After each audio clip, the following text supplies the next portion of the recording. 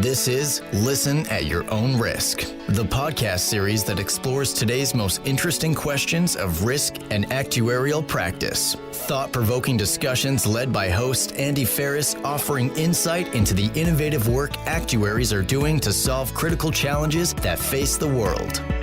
Hello, listeners.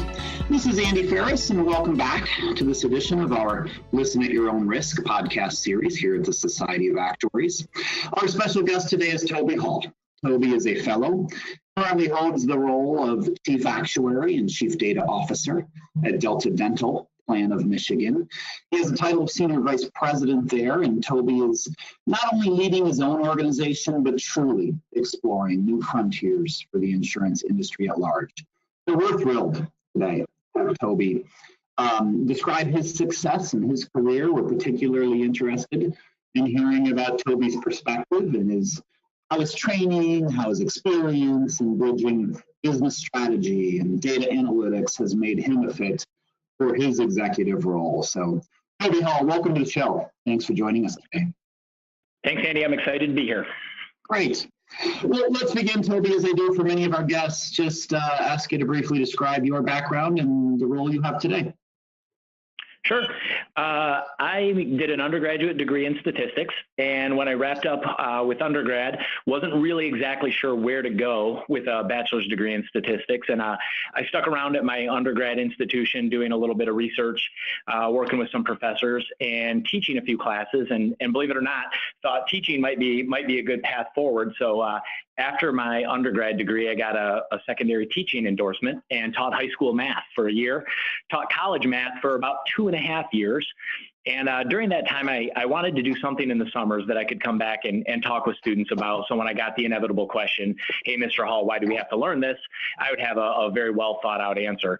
And I knew a little bit about the actuarial profession from my undergraduate degree and thought, wow, an actuarial internship, that would be a cool thing to do and bring back to the classroom. So started studying for the first actuarial exam really as a vehicle to get an internship. And the more I investigated the career and learned a little bit more about it, this was back at a time when colleges weren't really talking about actuarial science a whole lot. Just sort of fell in love with the career and never really looked back. Took the first exam and left teaching and have been in actuarial world ever since. My first actuarial gig was at Deloitte. I was doing pension work, and somewhere along the way ended up working for a client. I came in-house at Delta Dental about 15 years ago and have been here ever since.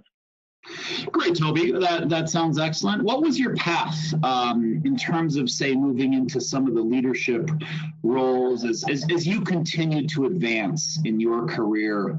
What were some of those challenges you faced, and say, how did your experience as an actuary help you overcome those? So I came into Delta in the actuarial department as a staff level actuary and worked my way up over a period of years, and eventually got promoted to where I had responsibility for the whole actuarial department. Later got responsibility for underwriting as well. And one of the biggest challenges along the way is there's a certain point where you wake up and realize you're no longer evaluated on your own contributions and your own sort of achievements. More so, you're evaluated on the level of your team's contributions and achievements. And when that dawns on you, and it does hit you kind of hard sometimes, you realize your whole approach to the workday has to change. Your main goal now is not to be successful; it's to make others successful, and that is a shift in mindset that takes over at a certain point. You have to be responsible for their success. You have to learn to let go. There are some things you have to look at and say, wow, this model, I know exactly how I would build it. I know how long it would take me. And you have to let go and let somebody else build it their way. They may do it a different way. They may validate it differently. And you know what? At the end of the day, you're responsible. You may ask them to go back and change, but more often than not, I found I learned something along the way that my way wasn't the best way, nor was their way. Some hybrid of the two was the best. And that constant learning, that constant adapting really does help you do the job in a better way. And that's where the experience as an actuary kind of ropes into it as a leader as well. The whole time you're working through exams, you're constantly learning, trying to find new ways to do things. And I think that just continues through to when you have a team working on projects and you're sort of driving the project. You have to have that constant learning, that constant curiosity, which hopefully was cultivated through the early stages of the career progress. Yeah, great. Makes a lot of sense. Toby, what are some of, say, the key skills, say, interpersonal work or otherwise that you found to be essential to your career success? Yeah, I'll tackle one of each. I'll tackle one sort of interpersonal skill and one work-related skill. We'll start with the work-related skill. I think being prepared to make decisions in the face of ambiguity, it's usually pretty easy to get 80 or 90% of the information you need to make a perfect decision. That last 10 to 20% can be painful and can be very expensive as well, both in terms of time lost and hard dollars spent to get that extra information. So I think being comfortable making decisions in ambiguity, making a decision, knowing what level of detail is appropriate, knowing what the analysis is going to be used for and what level of detail that warrants. A lot of times you'll see organizations kind of spin their wheels on analysis paralysis, and sometimes it is warranted and it's a painful part of the project you have to do. But I find more often than not, if you know the context, you know the business problem, you're comfortable with the risks presented, sometimes making a decision in the face of ambiguity is one of those big work-related skills that'll take you a long way. On the interpersonal side, hands down, it's communication. I think, and I mean both written and spoken communication. You give me an actuary that's an excellent communicator and mediocre maybe on the actual core actuarial content, I'll take them every day over somebody who is the reverse. I think communication, especially in an insurance company, is critical, and that is both upward communication to the board and to management of results and downward communication to your team. A lot of time can be lost through ineffective communication. So I would say on the work side, making decisions in the face of ambiguity. On the interpersonal side would be communication skills. Toby, it's very interesting how you mentioned that really kind of becoming a team leader can change your own view. It becomes more about, again, your words more than mine, more about what your team accomplishes, say, than what you have personally accomplished. My question for you, Toby, is really, what are some of the challenges that you've faced over those? How have you overcome some of those challenges, really in terms of speaking for a team rather than speaking for yourself? Yeah, so early on, I think back early on to a couple of projects, and I had a series of challenges that emerged on both projects, and I noticed a pattern pretty quickly. There was some swirl and some storming, never really got to the forming and norming of the teams like we should have. So I noticed some challenges with being able to pull the team together, get it all kind of marching in the same direction. Managing the team dynamics was a challenge on a couple of issues. I learned pretty early on that if you have an unhealthy dynamic on the team, the earlier you address it, the better. It won't be better tomorrow than it is today. It's only going to get worse. So the minute you notice it, address it quickly. There were some politics on some of the teams that weren't the healthiest things on earth. And realizing that it's your job to get the team the resources and remove the roadblocks. So I was chatting with our CEO about this, and she said, Toby, she's the one who kind of splashed the cold water in my face and said, I don't judge you anymore based on your contributions. I base you on your teams, or that's how you're judged. So had to quickly regroup and figure out what the sole cause of the issue was. And in both cases, it was the same cause. It was lack of vision from the top. So as soon as you realize that when you're leading a team, your main job is to establish and communicate clearly what the vision is for moving forward. And once you have the vision, there's a chain reaction that kind of happens. The vision creates communication. The communication creates trust. Trust creates commitment. Then commitment drives teamwork and results. So if you can start at the top and realize your job is the vision part of that, I won't say everything else takes care of itself, but it sure does need a heck of a lot less babysitting. If you've got that vision clearly formulated and articulated and the team is bought into it, then those other pieces, the trust, the commitment, the teamwork, the results, those all sort of flow naturally and as an obvious consequence of the vision. So I think a lot of early team leaders don't spend perhaps enough time on that vision formulation and communication piece. Yeah, very helpful, Toby. What if I were to just ask, say, what are some of the challenges that you personally have had to overcome in order to be effective in your role as an executive at your organization? Yeah, large challenges for me. I would say the two biggest ones were realizing at certain times you're tasked with things that don't fall solely within your department. So you're accountable for the results, but you may or may not have any authority over the people that you're relying on to get the results done. So that whole notion of accountability without authority and motivating others and getting things done, even though you've crossed departmental boundaries. And I think as our business becomes more and more fast-paced and more results driven, I think that skill is going to increase, exponentially rather than decrease. So being comfortable with that notion of breaking down silos between departments and having accountability without authority is a big challenge along the way.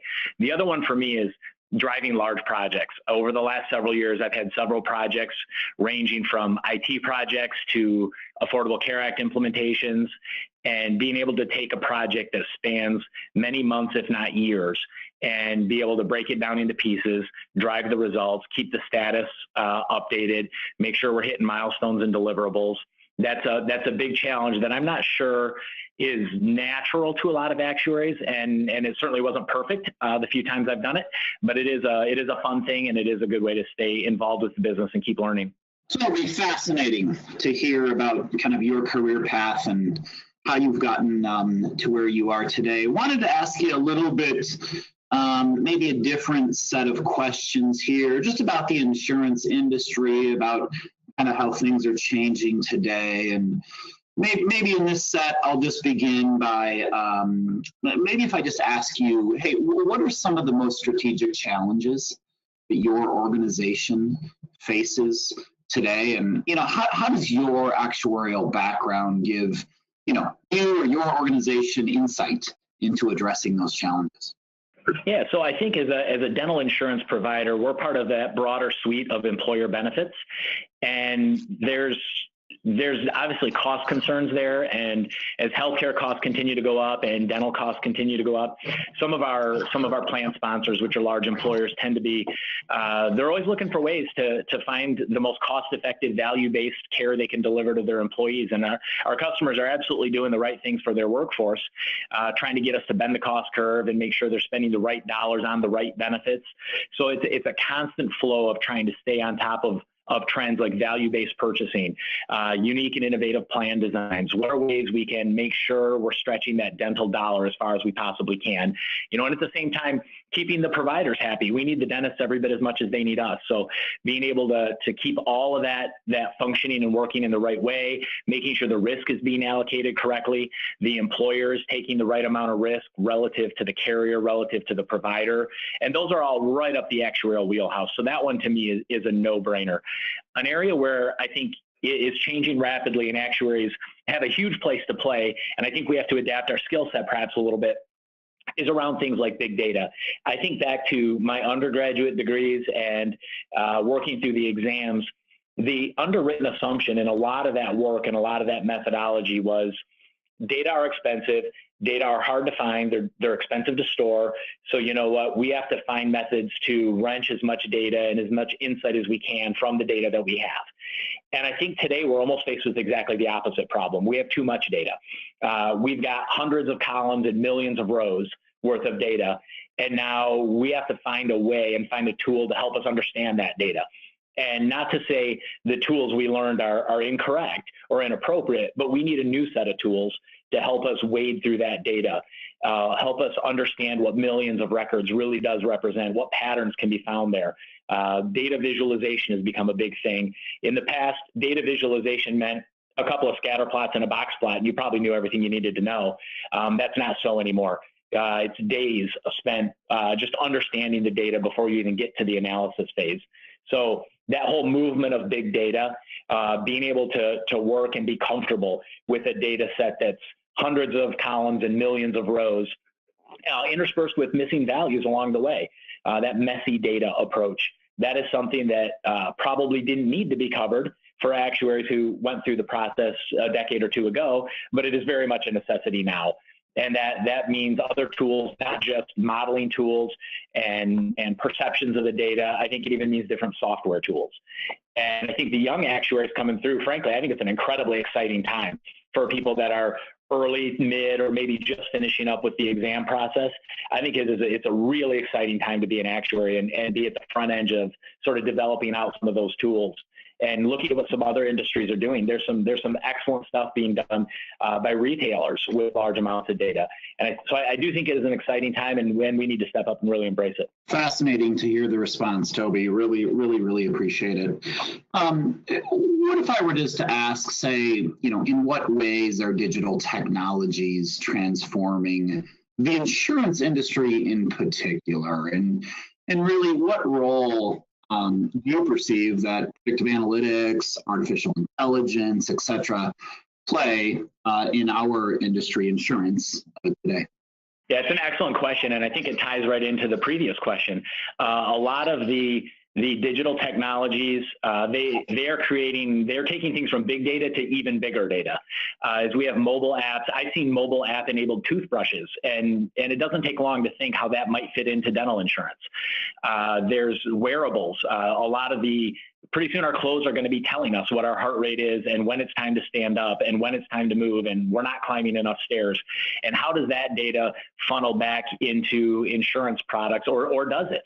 So I think there's a lot of work there. And again, it takes big data to even bigger data. So I think there's a lot to be done there. There's a lot of work. There's a lot of thought.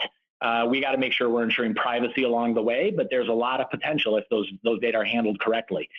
And as far as predictive analytics, artificial intelligence, I think there is a space where those could inform products, but I think today, that's still a few years off.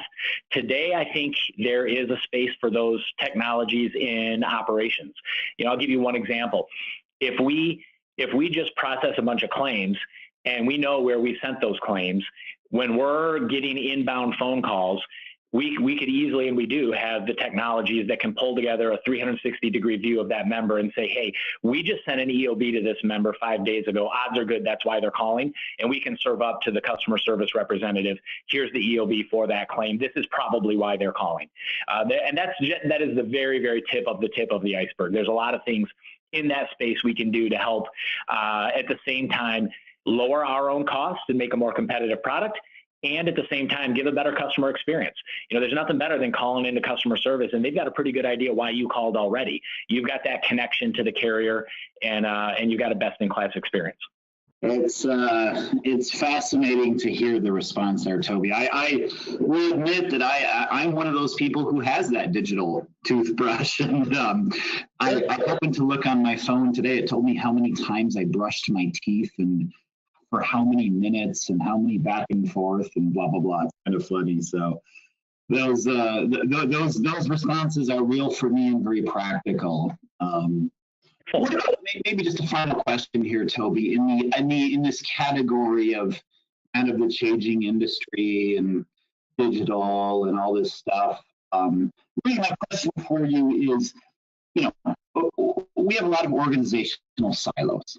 And those can be a big challenge, right? In insurance companies, especially when it comes to data and analytics. What's worked for you in terms of trying to bridge those types of gaps? I think you're spot on. Those are some issues that are out there in the insurance industry. And I think the genesis of a lot of that is many insurance companies are operating on IT platforms that have evolved over time into what they are today. They weren't thought of all in one fell swoop to be the platform they are today. Some years ago, they probably started as a much smaller platform and grew to what they are today. And in that sense, sometimes there's not as well of a thought out data architecture maybe as there should have been. So you run into these siloed issues, which the way they manifest themselves are different departments looking at what is presumably the same data, yet it isn't, because it's coming out of different portions of the system. And we don't have a clear understanding of what the data really are supposed to represent. So what we've done here is, and this is part of the role I hold as Chief Data Officer, is we've actually formalized a framework around data governance, where we've said, hands down, without a question, the biggest asset in our company is between the ears of our employees. And that asset walks out the door every day at 5 o'clock, and we hope like heck it comes back at 8 o'clock the next day. Number 2 on the list of assets for us, though, is our data. And we need to protect it. Our customers expect that and deserve it. We need to protect the data and treat it the right way. But we also need to really view it as an asset in the sense of something that generates future value. And if we've got multiple silos that are having trouble getting the same data, reconciling data, that's an inefficient use of that asset. So we've got a formal framework called data governance. We have a data owner for each domain within our department or our company. And by domains, I mean accounting, HR, legal, group administration, claims. We have one single data owner in each area that is responsible and makes all of the decisions regarding data within that domain. And there's a structure below that supports that, make sure that things are being implemented correctly. We have policies that tell us who's allowed to see what data and under what circumstances. When a customer, God forbid, should leave us, what data are they allowed to take with them? And then we have to enforce this and stick by it. And the whole goal of this is to, at a higher level, to treat data as an asset, but at a lower level is spot on to this question, is breaking down those silos and really making sure that when accounting talks about premiums and underwriters are talking about premiums, they're talking about the same thing and they're getting the data from the same place. So we've had to actually formalize it, make a formal structure out of it. We have a data governance office, which is charged with maintaining the program. And thus far, it's been a success. And it's really been one of those efforts to make it a culture within the company. I almost liken it to HIPAA. You know, when we rolled out HIPAA compliance, it was, hey guys, this is the new us. This is not a fad. This is not a project with an end date. This is forever the new normal. And data governance, we're viewing the same way. We're taking bite-sized pieces of it. Will evolve over time. It's an evolution, not a revolution, but it is here to stay. And 10 years from now, we're still going to be talking about data governance. So it's really been put the framework in place, reinforce the culture, make sure everyone is treating data as an asset, and putting the necessary protections in place, leveraging it where appropriate, and candidly purging it where appropriate. Toby, very helpful. Really makes a lot of sense. Maybe I'll just kind of move to a third set of questions for you. Just really would like to hear your perspectives here on kind of set of advice for actuaries who seek to move into executive management roles such as yourself. And maybe I'll begin by just a question around how would you advise, say, actuaries who seek to aspire to the C-suite or to other executive type of roles? What advice might you have? As far as what skills to cultivate, I would say keep working on those communication skills. Learn how to craft a well-written email, short and succinct. Learn how to run a meeting. Do the public speaking things. If you can get in front of your board of directors or senior staff level folks, I think that's a great experience. Get very comfortable with public speaking. So communication is hands down going to be important. The further up you go, the more time you spend communicating results and less you spend actually calculating the results. So communication, huge importance. As far as experiences, I would say anything you can do that helps you learn the broader business. Actuaries tend to have a pretty good insight into the sales process, into the accounting process, probably even into what we call group administration, where we're actually administering the policies. Maybe don't have as much insight into things like customer service, claims processing, IT. Those might be a little bit more opaque to your typical healthcare actuary. And don't be shy. Don't be afraid about jumping in and learning what you can. I think those are very useful experiences. They will make you a better actuary for sure. Don't be afraid to grab onto and participate in a project around a new product, launching a new company. You know, we've launched a few subsidiaries here in my career, and I've been fortunate enough to have a small part in some of those. They've been fascinating experiences. Even if you don't directly use those skills or that knowledge anywhere else, the experience itself will become a part of you. There's no way to get rid of that. You'll leverage it in ways you can't even imagine. Same thing with projects, getting your hands dirty, working on or potentially even leading a large project. You'll learn skills, and some of them you'll learn the hard way. Some of them you'll get burned along the way and learn what you should never do ever again. I've had a few of those moments along the way. But those become invaluable as you move forward. They help you pick the next project leader, you know, should you be fortunate enough to be in a role where that's on your plate. So I would say look for those broader experiences that stretch your boundaries, maybe things you didn't ever see yourself doing. Some of the things you get asked to do, I've had a few of those moments where I've agreed to one of those roles. And the minute after I agreed to it, I thought I have absolutely no clue how I'm going to pull this off. And sometimes that discomfort is really just the feeling of growth. I have felt a similar discomfort many times, and I like the analogy. Very helpful. Yeah, those are the ones though that I look back on it, and those are the experiences I would never give up. Those are the ones. They were terrifying at times, and potentially some sleepless nights along the way. But wow, they had a huge impact on me, and I would never change it. Yeah, glad to hear it. Helped make you grow. No, totally makes sense. Toby, what if I were to ask just kind of second question in this category in terms of advice, for actuaries aspiring to management roles? What strengths might actuaries bring to an senior executive type of a role? Yeah, I think we're seeing a wave, and you can't pick up the Wall Street Journal and not see some reference to it, around things like data-driven decision-making. And it goes by several names, but this whole notion that the vast majority of decisions a company makes should be based on data and analysis and not necessarily intuition. And years ago, that may not have been as true as it is today. And I think that only plays to actuary strengths. You find yourself in a senior leadership role or in the C-suite, and you've got a company that's committed to making data-driven decisions.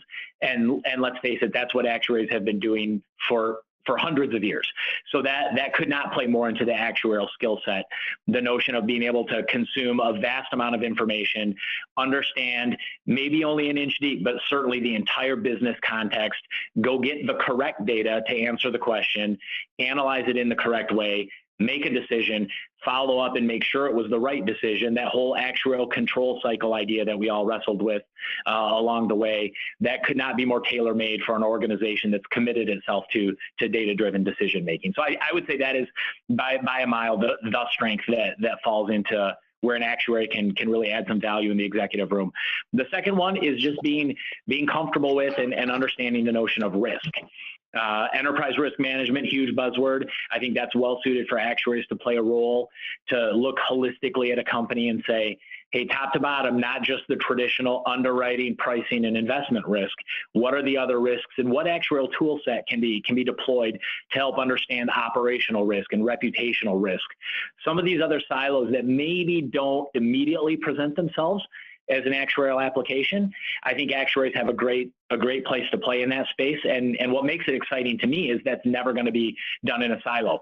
If you're talking about operations risk, sure, the actuary may be doing some of the modeling and understanding that, but they're going to be working with the operations leaders to get there. And that's a little bit more of that collaboration, break down silos, get you out of your comfort zone. And those can be some of the most exciting projects. You can learn a lot about your company. You can learn a lot about the industry by working on those sorts of cross-departmental functions.